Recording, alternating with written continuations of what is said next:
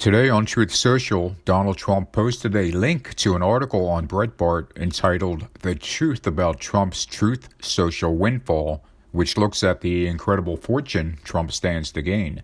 For the most part, the article takes a positive view of Trump, which should be expected on Brietbart, of course, but it is also surprisingly objective in discussing some of Trump's problems in raising cash and the legal difficulties he's facing. That tells me, of course, that Trump may have not actually read the article, at least not in full. He may have simply glanced at it, saw that it was on Brietbart, a staunchly pro-Trump site if there ever was one, and just posted the link without a second thought. But whether or not Trump thoroughly read the article, what caught my eye were a few paragraphs at the end, and perhaps what they could be telling us about Trump's intentions. Here they are. A big question everyone is asking is whether Trump can use the $3 billion or so he stands to make from the merger to pay the $464 million bond he needs to post to appeal the judgment against him in New York. As is quite common in initial public offerings and special acquisition company mergers, Trump's shares are subject to a lockup period of 6 months. The terms of that lockup bar him from not only selling the shares, but from using them as collateral for a loan. But the company could waive or modify the lockup. In this case, they would only have to grant a partial waiver allowing Trump to borrow against the shares.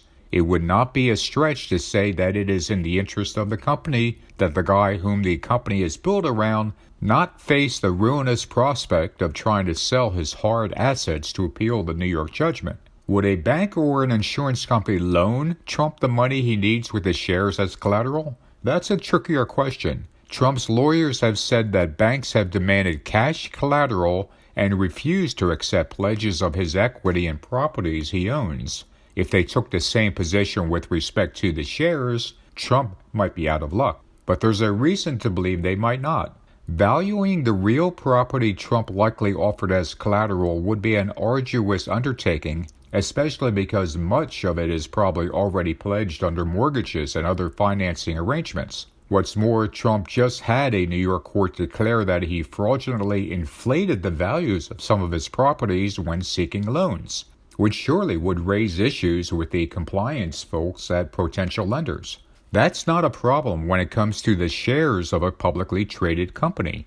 The value of the shares that would be pledged is plain for all to see. Even if a bank were wary that the shares might drop in value, it would not be outlandish to think that Trump's shares are worth at least $500 million. Remember, the company will have around $300 million in cash on its books once the merger is complete. The real problem might be the timing. Trump reportedly needs to post the appeal bond by Monday. Can he get the waiver and arrange the financing that quickly? We'll likely find out very soon.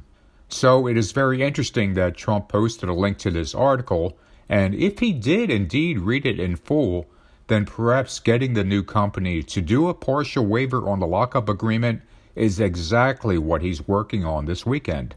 This should be a very interesting next couple of days as we find out if Trump ends up raising the necessary funds to appeal the judgment, or failing that, if the New York Attorney General asks the judge to seize his assets.